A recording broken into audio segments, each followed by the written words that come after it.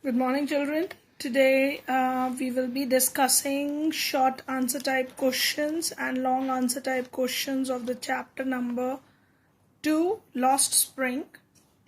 Here in this chapter, as you have studied how in their childhood, these young children, these children who suffer poverty, they have to go for child labor and they work in very deplorable conditions, very unhealthy, unhygienic surroundings they live in. So how they this made us think that that child labor should be banned. It is banned in India, but still it is not applicable. So if we see in our surroundings such things, we should definitely oppose this thing, and we should work for the society. We should work for the upliftment of these children. Apart from this discussion, let's discuss your short answer type questions. Now, what I have found in your answers, when you write your answers, short answers, sometimes they are asked to you, you write very lengthy answers. See, children, the time is very short in the examination. So you have to be very particular about writing your answers. If you will be spending more time in short answers, you will not get time to answer your long question answers. So in that way, you suffer in your examination. So please keep it in your mind that you stick to word limits. Now let's discuss few short answer type questions here in this class. For example, what does the title Lost Spring convey? Now you have to tell me that what this title, in this answer, the title, how it is applicable, how what it tells us, what we get the idea about the lost spring, why they give that title, and what it conveys to us, the meaning it conveys to us. So now you should, for example, this here in this lost spring, spring is refers to childhood of the children, these street children, and it is lost. Their childhood is lost because just as the spring, the flowers blooms and beauty is everywhere, the trees are full of flowers. So similarly, childhood is also like that, where a child blooms during their childhood. They grow mentally, physically, and aesthetically, and this growth makes them better citizens of society. So these children whose childhood is lost, who are working as laborers, and they are living in very bad conditions, so these children have lost their childhood. So spring here indicates the childhood. So the answer to this question, I have written it precisely. I have conveyed you the idea. Let's understand what the author wanted us to convey. Spring word depicts childhood. Like spring, a child blooms during his childhood. In the chapter Lost Spring, we found that abject poverty and thoughtless traditions result in the loss of child's innocence and much needed education. So millions of children like Sahib and Mukesh lose the spring in their lives because they are compelled to do hazardous work for their survival. Thus they live dejected life, being child laborers, and lost their real childhood. So idea was already conveyed to you. Now it is written in a very precise way. Short answer, that they need education. They lose their innocence in this childhood. They work in a hazardous work they used to do, and which is very harmful for them, and thus they work as a child labor, and that loses their real childhood. That what this lost spring conveys to us. Now coming to the next question, children. This question is, listening to them I see two distinct worlds. In the context of Mukesh, the bangle maker's son, which two worlds is Annie's Jung referring to? So now this is the context lines. These are the lines from the chapter, Anise Chung, who has written it. These, according reference to this line, and we know that they are talking about Mukesh, who was the bangle maker's son, and what two worlds they are referring to. So the question is not explaining these lines, but they are talking about which two worlds. This distinct world means two different worlds. Which two worlds the author is talking about. So we know that author believes that these two worlds are there. One world is of poor people, another world is of rich people who exploit them. So that what she is talking about, these two people. And in the chapter also she mentioned about these bangle makers who are living in a poverty life, and another refers to the sahukar, middlemen, and policemen, keepers of law, those who are exploiting these people. So she is talking about these two distinct worlds. So when you are going to write this answer precisely, see, I am reading the answer to you. So that is the point which is conveyed in this. Basically, you have to mention which two worlds. The author Anise Chung see that the two worlds, one of the bangle makers and the makers of the society. So one is the bangle makers where they work, and another is the makers of the society who build this society. Both are very distinct worlds. One side exists the poverty-stricken families burdened by caste system, illiteracy, dullness, and low standard of living, while on the other side these are sahukars, middlemen, policemen, keepers of law, and bureaucrats who ensure that these poor people continue to live the life of poverty. Now children, when you are writing an answer, keywords should be there. See, when you are referring to two different worlds, we are basically referring to Mukesh's life. So Mukesh's life is depicted in the bangle seller part, where these people in Firozabad who were making bangles. So you are referring about Mukesh's family, who is living very poor conditions. They are living bounded by caste systems. People are illiterate because they accept whatever is going on with them. They accept it as their fate. There is dullness in their life because the surroundings are very bad. They are living very in a very poor conditions. Low standard of living they are living. And on the other side, we are talking about these people who author. So these are the keywords. On the other side, sahukar, middlemen, policemen, keepers of law, bureaucrats. This is the other side. So please keep it in mind that when you read the chapter, please keep in your mind those keywords to some particular questions. Now moving on to the next question. Now we are talking about long answer type question. Here I have discussed a question based on the chapter, that how is Mukesh attitude towards his situation different from that of Sahib. In this question you have to compare the attitudes of Mukesh and attitude of Sahib, and why this is different you have to explain that also. Now, in this part, some part of the chapter you are going to include in your answer, that what kind of attitudes both of them carry, Mukesh's attitude and then Sahib's attitude, and then you compare their attitude or the lifestyle they are living, though there are many similarities also in their life because both of them belongs to poor families, but the difference which they have in the way of thinking, that you have to highlight. So definitely you can mention the similarities also in their families. So Mukesh and Sahib are children from the extremely poor families of Indian society. Both of them live amid most filthy and unhygienic surroundings. See, very precisely I have described their similarities so that we can come to the difference in their situation, where their attitude is different towards their condition. Because see, we find that Sahib started living in the kind of conditions he is living, but Mukesh wanted to change. He don't want to pursue his life as a bangle seller. He wanted to change that. He wanted to work as a car mechanic. So Sahib belongs to a family migrated from Bangladesh to India. He was a rag picker like most children in Simapuri, a suburb of Delhi. Garbage to them is survival. Their daily bread.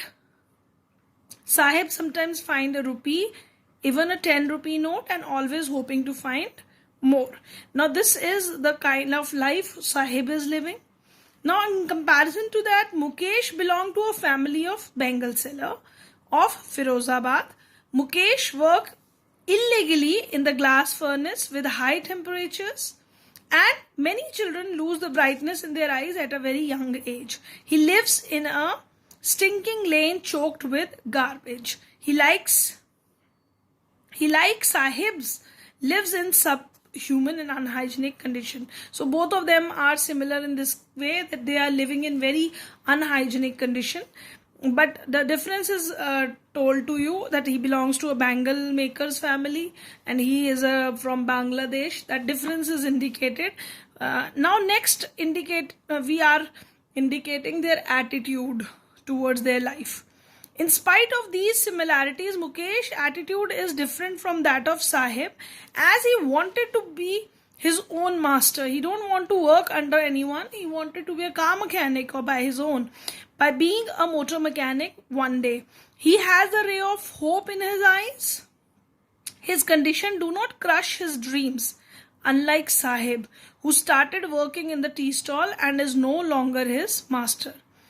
Though we know that Sahib wanted to go to school, Mukesh wants himself free from the bondage he is put in and determined to be a motor mechanic. So this is the condition different, that Sahib started working in a tea stall and he accepted that life of working under someone, although he wanted to go to school, but he accepted that life. But on the other hand, Mukesh wanted to break the rules.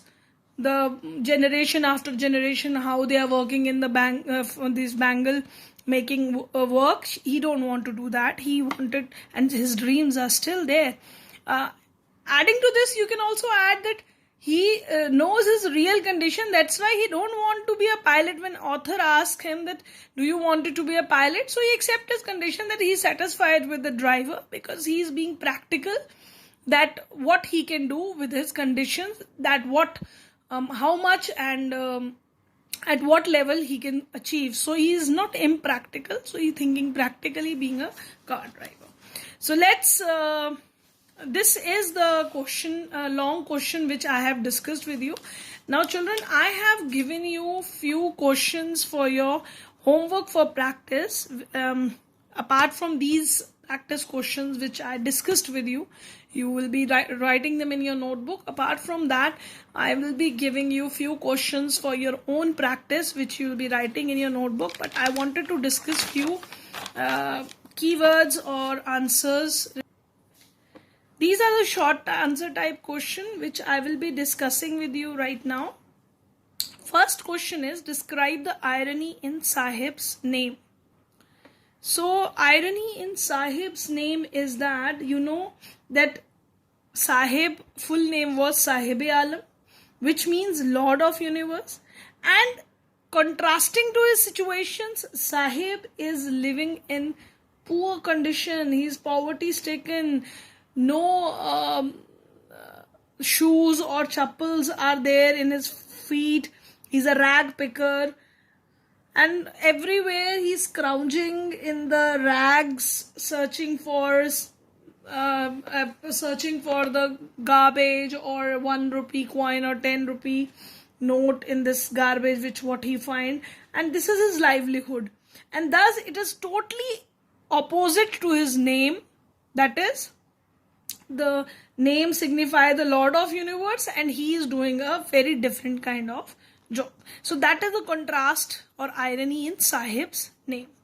Next question is, in spite of despair and disease pervading the lives of the slum children, they are not devoid of hope. How far do you agree?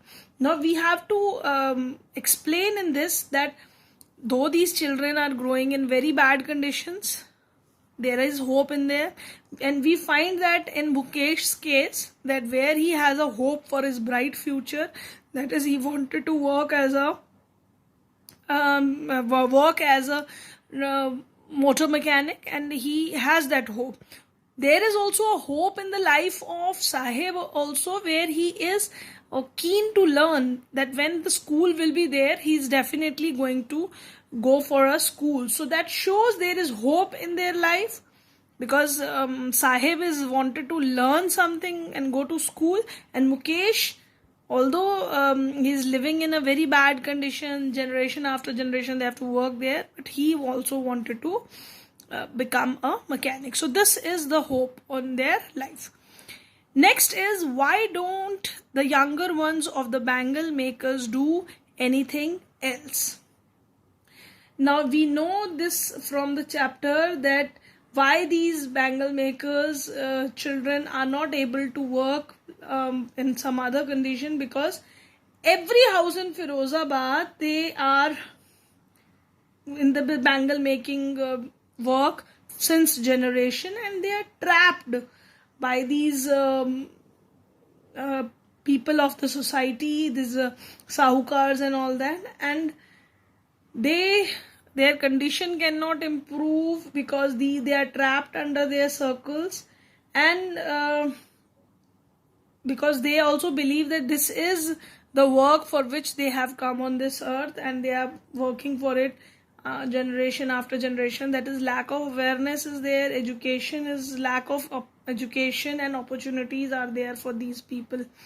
So that is the reason why these younger ones of the bangle makers don't do anything else, but they go into the same kind of business again and again.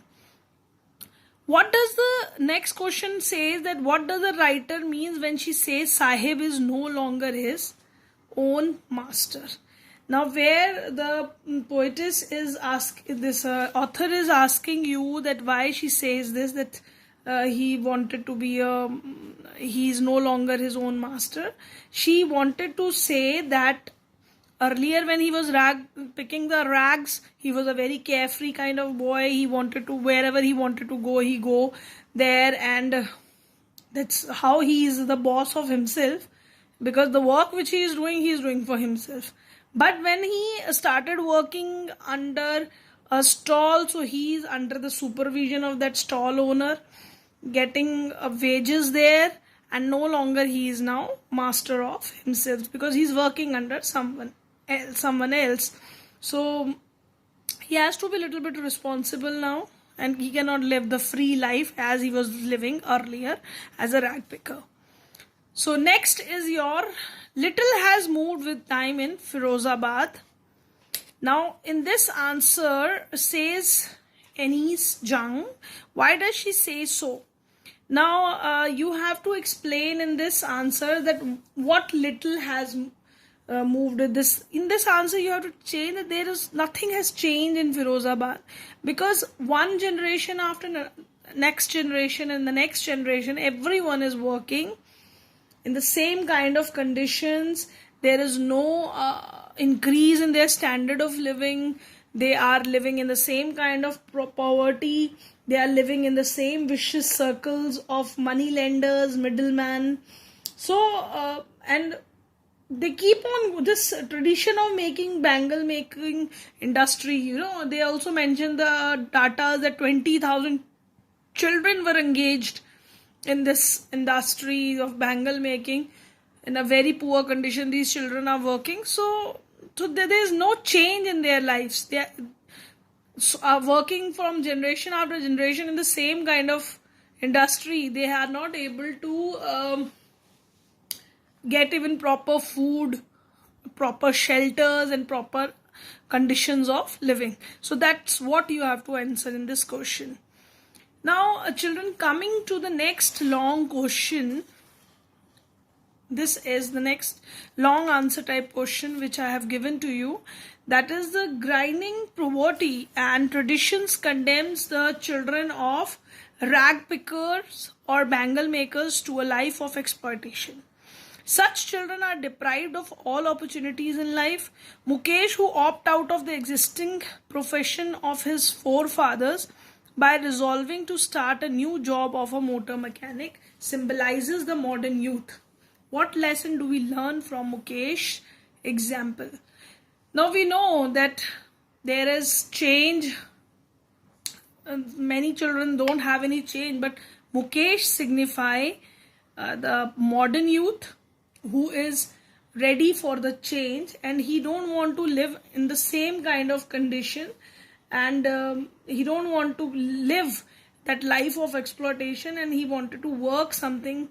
He wanted to go with some other kind of work which could provide him a better living.